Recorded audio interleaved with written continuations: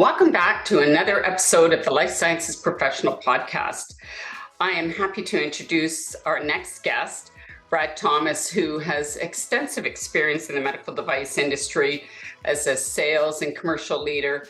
You will learn a lot from Brad, and he's a great industry expert. He's got lots of information to share.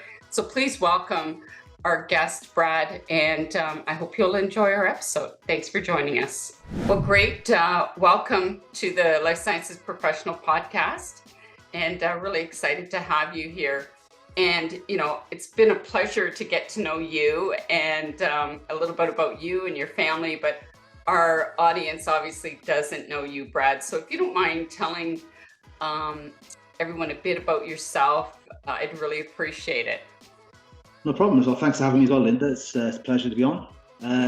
So I started out, again, British, not Canadian, as I'm sure you've got an international audience anyway, but I studied biology and psychology back in the UK in Oxford Brookes University. I spent the last 16 years in healthcare, so mainly in medtech. I started out as a road warrior out in the field, in field sales, moved into key account management, then head of sales, and then I had the opportunity to move to Canada to work in a global role. So I did global field marketing. And then from there, I moved into a scale-up organization, back into medical devices again. And then now I'm in a large corporate. So it's been a nice journey from school to here. I've had the fortune over the years of being led by some fantastic people and being able to lead some fantastic people as well. And I think that for me has kind of really been one of the things, the cultures that I've been surrounded by over the years. The good, the bad, and the ugly is what helped kind of shape, where I am today. And I've got two boys, 4 and 1. Loved my rugby, so played for many years. Have the scarf to prove it. I love getting outdoors. I love getting outdoors. Out in the wilderness. Any season here, we get some 2 or 3 seasons in a day sometimes here in Canada, but get outdoors, enjoying the fresh air, camping, lakes, rivers, and then I'm a keen DIY person, so you tend to find me doing jobs around the house, whether it's finishing basements or putting stuff together or building something. It's always something to do. So that's great. Well, the lots of individuals decide to come to Canada for their own unique individual reasons, but what brought you here? What inspired you to move to Canada? Yeah, it's funny because if you ask my parents at the time, pre-move, they would have thought I'd be there, for the rest of my life. But I grew up in a small town in South Wales, beautiful part of the world. We encourage anyone to visit there. And I got to experience a lot of travel through my work over the years. And I think when the opportunity came up, I'm the kind of person I'd rather try something and fail than not try it and then regret it, right? So I figured, the opportunity was presented itself, and I took it with both hands. It was a chance to experience life outside of the island of the UK, and Canada, North America has a ton to offer, right? But both from a space and culture and different way of life and a different pace of life. So it was definitely something that I wanted to try. And like I say, if it didn't work out, there was always the UK to go back to. But it's been a fantastic experience so far. That's great. Well, your career so far, you've worked for very large organizations and SME organizations as well. And as you mentioned, you've had some incredible leaders that you've worked with, and but you're a strong influencer and communicator. I've heard that many times from people that have worked with you or that have been your leaders. And, how do you build relationships in those different organizations? Like, what is it that you've done that have really helped you maintain relationships with stakeholders at different levels and within the hierarchy? Because, when you're with smaller organizations, you can roll up your sleeves and you can be part of all the different areas within an organization. But when you're with large companies, such as where you are right now, it's a little more difficult. But you seem to do an extremely good job at that. What do you attribute that to? Like, what is it you do that's so different? It's funny because I think, look, you talk to my family, and my family will say that I'll talk to a brick wall. So that's the kind of starting point. I'm not afraid to have a conversation. I think, there's a karma part to it. You treat people how you want to be treated is another part. And I appreciate that, not every person individual gets along or sees the world in the same way. And I think it's being able to have those differences and conversations that allow you to express your position and your thoughts, but also accepting when you're wrong, right? I think there's times where, whether it's you're managing up or down, if there's something that you have a belief in and maybe it's not correct or it's, doesn't align, then it's really understanding why or where it doesn't align and finding a way to move forward. So I think, it comes down to having that mutual respect, having a conversation, being willing to have difficult conversations, but also looking at it from, we're all looking in the same direction. We're all trying to achieve the same thing. I think differences of opinion are really healthy. If you have everyone who agrees with you in a team, whether that's, looking up or looking down, it's not a healthy place to be either, right? So I think differences of opinion, being able to talk those things out, have conversations, ask questions, be curious. That for me, again, my observation, it seems to have worked for me so far, and hopefully continues to as well. Yeah, but you know what? I think that's such a good point, is that respecting the different, like, first of all, treat people the way you want to be treated. I think that's common sense, but it's still missed on a lot of people. But also, it's that being respectful of others' opinions, but it's how you approach, it's the tone, it's the nonverbal, it's all of those things, right? But you have a humble way about you that I noticed right away at the very beginning when I first met you, and I know others have talked about it, but that comes natural for you. That's not, I think that's a hard thing to train.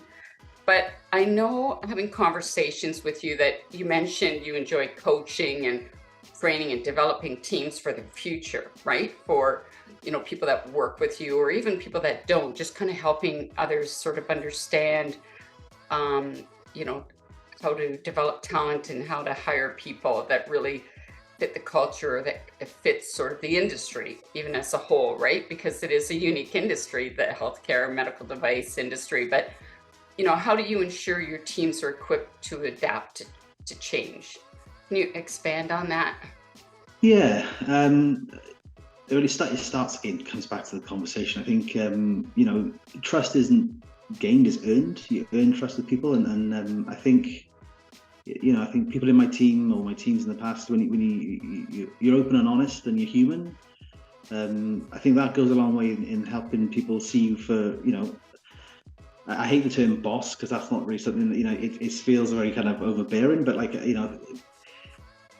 being able to listen, being able to be human and have honest conversations, being open. So news you share knows what people want to hear, right? And I think that's, you can't get away from that. So sometimes it's just saying what needs to be said, saying it as it is. And I think one thing I kind of talk around is self-awareness, right? You think there's a lot of people who have a perspective of themselves, and or other people form opinions based on what they hear and what they don't necessarily what they see, right? So I think it's helping people to build self-awareness and understand their impact on other people. You touched on it just now. I think if you have a firm understanding of your impact on other people in what you say and how you behave, you have a better understanding of how you can adapt to become more relevant or providing value. Right. What's interesting, I was at as I mentioned earlier before we started the podcast, I was at a conference, and you've attended conferences and you've seen team members at other booths and stuff, and it was interesting because I'm a people watcher, right? That's what I do. I'm in a people business, right? But even before that, I was in nursing, and part of what nursing is assessment skills and really reading what's happening with people. And from head to toe, that's what you do. So when you go into sales, you have to read your customers. And when you go into leadership, you have to really be able to pick up on what your team members are feeling and what's going on and who's a good fit and what's happening. But when I was at the conference, I could see a certain booth where people were really engaged and they were out front and they were pulling in customers and they were talking to them and they were smiling and they were happy always, right? When you're walking around, and I walked around many times throughout all of the booths and seeing what was going on, but there were others that people were so unaware of how they were coming across in their booths. They're talking to each other, they're on the phone, and it was busy time, like customers are going through. And I thought how interesting it was that some people had no introspection. They had no sense of how they were being perceived, and when you're doing those things and you're not aware, or even sometimes the comments they would say to me, not knowing who I was, maybe, that it's that self-awareness and how customers or peers or anybody, just the things you say, you're nonverbal, that sometimes, I thought to myself, I don't know that you're in the right role, because you're not really presenting yourself as a sales professional or somebody who really wants to be there. And I think, to your point as a leader, is to really help people to, coach them effectively right from when they first start in the career. And even say they've already been in it and you're a new manager and you're coaching them and helping them, and coming from the right place in your heart to help them. Coming from the right place, sort of use that word sometimes. So, as a manager, what made you, when you first started in your career, to realize and recognize how important that was to really help people, become the best they could be, and to be more self-aware, and to coach people to be that way? I think it kind of started with me understanding and accepting it, right? I had a leader of mine in the past kind of, he kind of illuminated that to me, and I saw the benefits of having that understanding, and I think part of it as well is having some self-control. I think it's very easy, especially in a situation where perhaps you don't agree with the person on the other end of the conversation, right? And it's easy to kind of escalate. Well, it's my way. If you don't agree, that's your problem. And sometimes it's not. It's about understanding. Well, actually, what is the disagreement about? If we disagree, and again, going back to they come with the best intentions. Generally, you're both trying to point in the same direction. Mm-hmm. Like I say, I'd rather make a mistake and learn from it than think I'm right. And I think that's part of the learning process as well, right? How that became apparent to me. Yeah. Well, and I think you just mentioned that, what's the intention of giving you that feedback? Nobody's manager or a coworker or even a customer, they're not giving you that feedback to make your day bad, right? They're hoping to help you, and to be receptive to that, for sure. And I know along the way in my career, I've had feedback for sure. Just because you can have a certain persona, you could maybe come across a certain way and you're not aware of that, or whatever the feedback can be. You've got to take that in and say, okay, gee, I never thought of that, or gee, I'm not aware of that, or boy, that's really helpful. Because you want to be better, you want to be the best you possibly can be. And because it's a direct impact on your career advancement, or the money you make, or how that can help your family, whatever the benefit can be. And so to be a manager that really adopts that positive philosophy, and to also be an employee that recognizes the benefits and to adopt that positive philosophy, I think that's a great way to be, for sure. And it's no exact science, right? Like, the human condition is no two people are the same, right? So, I think while some people respond to certain approaches, other people don't, right? It's being able to, to understand through, to your point earlier, reading the room, reading the person, reading how that person's reacting to what you say. And I think I had this conversation earlier today, and we were talking about, what the pandemic's done to us as a function, right? So I think, how often do people rely upon email and instant messaging rather than picking up the phone and having a conversation, right? It is amazing how quickly you can resolve, or you can work through a problem, or find a path forward just by picking up the phone and having a human conversation, right? You get so many more cues, communication cues around what that person is thinking, the tone. But it's one of those arts that seems to be less adopted nowadays. Yeah, I would agree with that. But it's even like you played rugby, right? And you know the 24-hour rule. Did you have a 24-hour rule in sports where if something was really bothering you, you were supposed to wait 24 hours before um, you address it with the coach, or you get upset about something, you're supposed to think about it. Mm. My kids all played sports, so I have three boys. And if there was something that either as a parent, maybe that we didn't really like when the kids were smaller, or if the kids had something they need to address with the coach, they had to wait 24 hours and then speak to them, right? And I think that is such a great philosophy, and something that in the business environment, sometimes that's what needs to be implemented, because if we did do that, people would think more clearly, they communicate more effectively, they think about a different approach.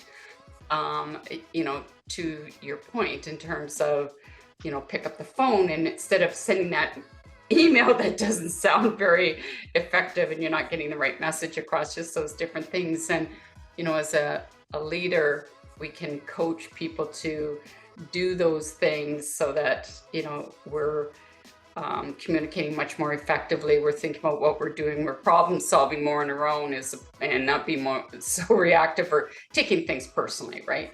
Those sorts of things. Yeah. Yeah, and then applying it into the situation, like, even a deep breath or a pause, right? That sometimes can be the one impetus just to make you reset your mindset, right?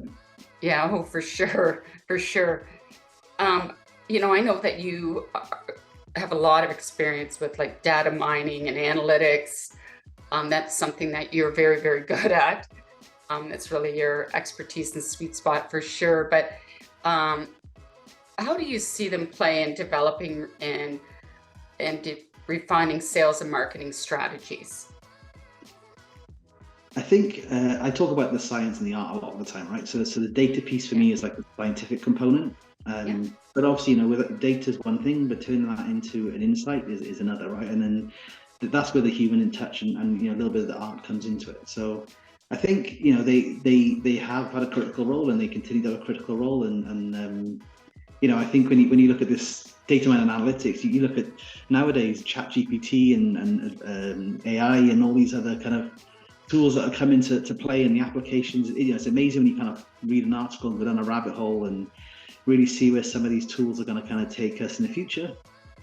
But I think it doesn't remove the need for the human touch, right? So I think the data mining and the analytic component, the science and the art, they're going to continue, and certainly from my experience and what I've done so far to date, it's been huge. I think without it, you make assumptions, and with too much of it, you don't apply enough of the human condition.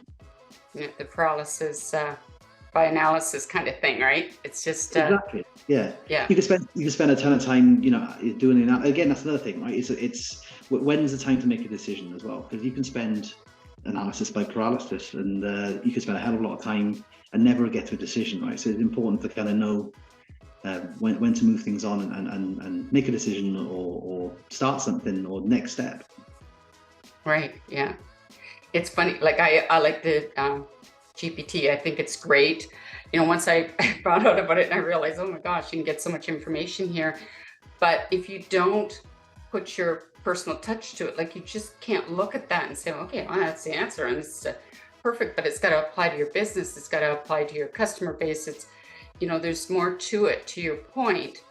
And I think people jumping on that bandwagon and not realizing that there's got to be that human element, and how does it really apply to your business? It's not, one shoe fits everybody, right? Sort of thing.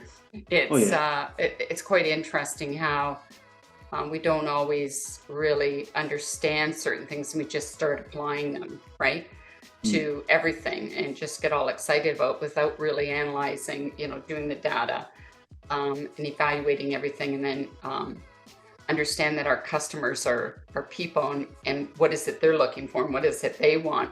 But also going back to individuals within our organizations and helping them understand, here's the information, here's the data that we provided you, but how is this going to apply into your particular area that you're responsible for, and what do you do with that? Can you give any examples of how you've leveraged data insights to drive business forward? Is that Yeah, of something course. I that? mean, like, I think one of the most frequent ones in my time is where you utilize tools like Salesforce, CRM. Mhm. So a good example would be like marketing automation. You run an event, or you hold an event, or you do something where you've got customers interacting. It's very easy if you look at sort of past state and current state. A lot of organizations will be like, "Oh, we did an event. Yeah, it was really good." And you're like, "Cool. Well, what was good about it? Like, how do you make Yeah. how do you do good? How do you score good?" So I think just in its simplest format, utilizing marketing automation, and then actually using facts and tangibles to help decide what does good look like. Or what do we need to do better next time? Should we even attend this next time? Has this given us the value we're looking for? So that's in a simple form. That's been a fantastic way of illuminating the spend, the return on investment.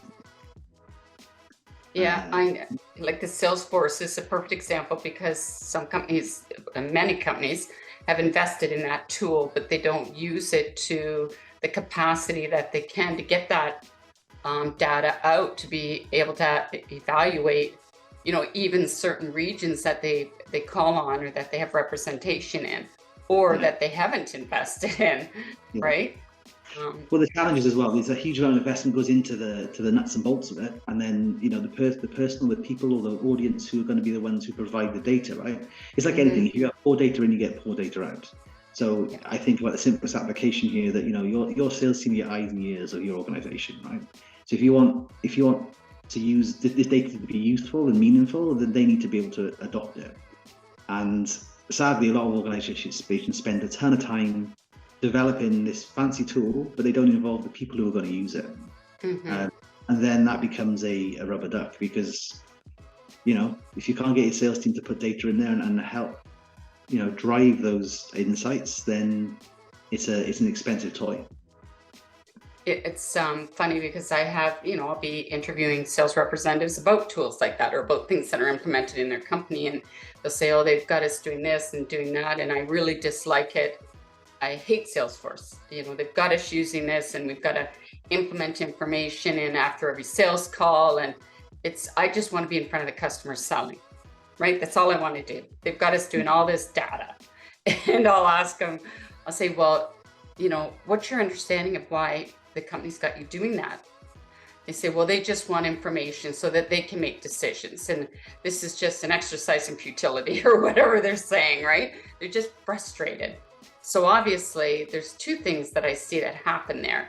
One is they really haven't either been trained effectively on the tool and what the benefit is of the tool to both the organization and the information that they can get out of it so that they can make good decisions in the field themselves. Or they're just not understanding the technology, period, right? And they're just not comfortable with technology. But they don't understand, if they really looked at the reports and how well it can prepare them for their next call. The tools are huge. And so I'll explain to them that, what, even in my business, we have a CRM, we have lots of information in it, we use it. As soon as I started my business, I made sure we had tools, right? Because I don't know how you can run a business without it. I like to know what all the information is. I like to be able to see my customers, who's there, what we did before, what we talked about, all that sort of information. And you can't just remember things in your head, right? But also you want to have information, historical data, because it tells you what's happened in the past, and it tells you if you're having growth, etc., right? And they'll say, "Oh, Jesus, I never really thought about it that way. It's just a pain in the neck. I want to be in front of my customers, don't want to be doing that." But I'll say, you want to go back and ask somebody who's really good on your team about how they use the tool and what they're getting out of it. That's what you want to do, and they'll walk you through it. Yeah. But there's sometimes some loss, there's disconnect in communication somehow, some way, that they either just really aren't comfortable using the tool, but they also don't see what's in it for them, right? Yeah. And that I hear it a lot. Yeah, and I think, the mistake is made is it's change. It is effectively change management, right? And I think if you don't employ, change management 101, some of Oh the yeah. some of the skills around that, then you lose the opportunity to grow adoption. Yeah, for sure. Yeah. The I know we've talked before many times, and in terms of company and company culture, and what's important in terms of employee satisfaction. And you had talked about how important that is, for employee engagement, and that's an example, right? Like the culture and how people feel about things that the company does. It's a perfect example. If you have a great company culture and there's trust and there's respect and satisfaction, when you bring something like that in, you're going to get engagement, right, on change or things that are happening.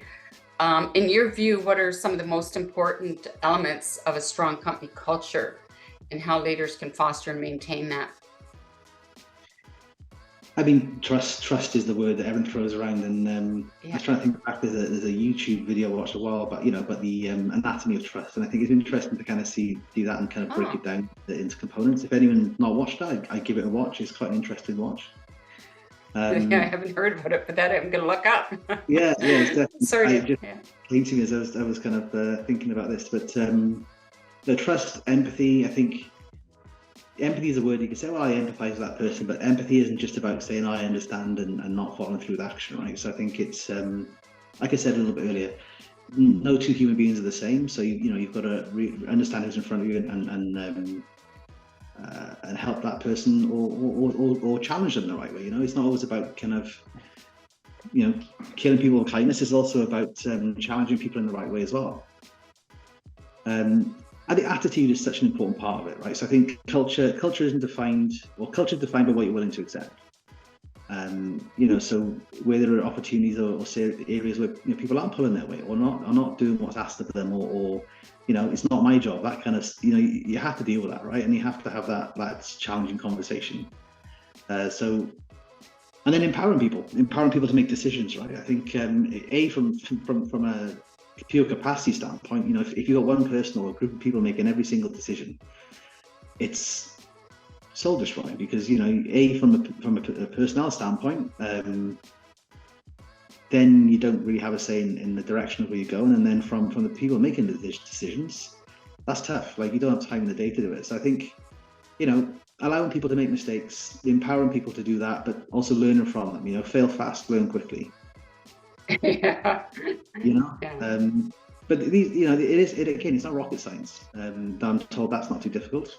I don't know, but I think just being able to be human, treat people with the respect that they treat you with, and give people the opportunity to make decisions and make mistakes, but learn from them. There's not a beration following any mistakes that are made.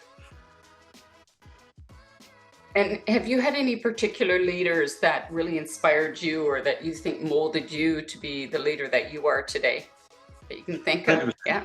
100%. Yeah, I can count a few, but also it's what not to do. There's some people who teach what not to do, right? I think there's definitely good examples to follow, and I think there's examples not to follow. So I think both sides of the spectrum provide you with a direction over the time to make decisions about how you want to approach leadership. And no, definitely I've got some. I've been lucky to be surrounded by some great people over the years, and I definitely take bits from each and every one of them.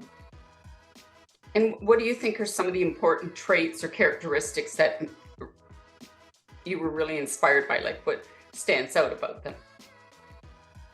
It's a good one. I mentioned curiosity, right? So actually, when you're interacting with other people, like, actually, when you ask them questions, you're listening to the answer, right? It's not something that is being asked just to kind of tick a box and say, I'm building culture, I'm talking to other people in the organization, right? It's actually listening, but also then following through on things that are not maybe promised, but discussions that are had, following through on it, right?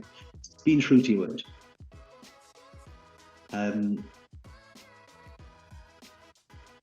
I think also just having a blend of, yes, we all have to work to fund our lives, but having fun with it. Like, it's amazing how we all work in various capacities in different organizations, and I think having fun whilst doing it, that is so important, because you spend how much do you wake in life in work?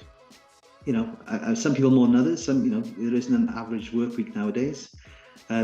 If you don't enjoy it, then you really need to question and assess, are you in the right place? And I think you mentioned that earlier, if you're at a booth and you're kind of on your phone and you're not engaged, then are you in the right place? Is this where you want to be? Is that kind of how you want to spend the days and weeks that you're conscious, or do you want to spend time somewhere where you actually believe in what you're doing? And I think that belief in not just the organization you work for, but the people you work with, right? Seeing that belief, it comes through, and I think that's been something that's definitely inspired me to go through the tough times and embrace the good times.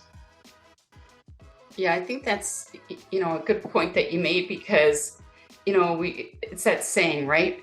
Are you living to work or working to live? And it sounds like it's a cliche thing, but it really isn't, because if you're just can't sleep Sunday night because you have to go to work on Monday, right? That is an awful feeling. And, it's funny, just going back to the conference, because it's fresh in my mind. It was a long couple of days, because they were long days, but it was a lot of fun. But it's just, when you go by the booth and they're laughing and they're having a good time. And, there were a lot of them that were like that, and they're my favorite customers. But, you're joking around and, they're having fun. And it, right? And they're happy to be there, and they've retained their people, and people want to go work there. So, that's a lot of, where you want to go and spend time with those people, and Mondays don't look so bad, right? So, and career advancement and leadership. And I know some of the leaders you've worked for that you really like, and sort of why that is. And it's an industry that's inspiring, right? The medical life sciences industry. It's inspiring because we do things and sell products that are to make differences in people's lives, and the healthcare professionals that care for these people and that work in the hard times of what's healthcare these days. But it's a fun industry, and it's an evolving industry, especially some of the products that you have too that you're responsible for. Where do you see things going yourself in the industry? What do you think is happening? Like we've talked about some technology, but where do you see things in the next 5 to 10 years? Where do you see things going? I think obviously digital transformation is a phrase that's coined and thrown around a lot. I think it means different things to different people. It means different things to vendors as it does to hospitals and customers. So I think that has a lot of room for growth in my humble opinion. I think how that then affects the patient and the users of technology in the marketplace, right? I think there's some fantastic stuff out there from all corners of healthcare, right? And I've been very, very fortunate over the years to work for organizations that have some technology and solutions that really make a huge difference to people's lives. No more than right now. It's a fantastic place to be. But I think digital transformation's got a lot of room for growth and implementation and adoption. We're just scratching the surface in Canada, I think. Yeah. So that for me is an exciting prospect, and I think it's amazing to be at the forefront of that. Yeah.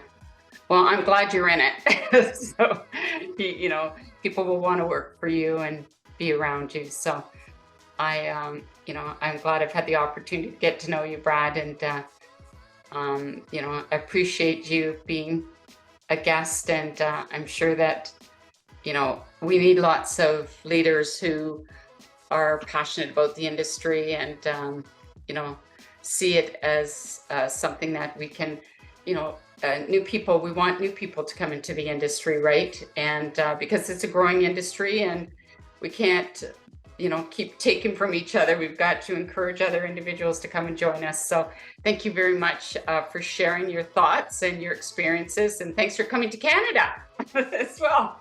So Absolutely. yeah, for sure. Thank you.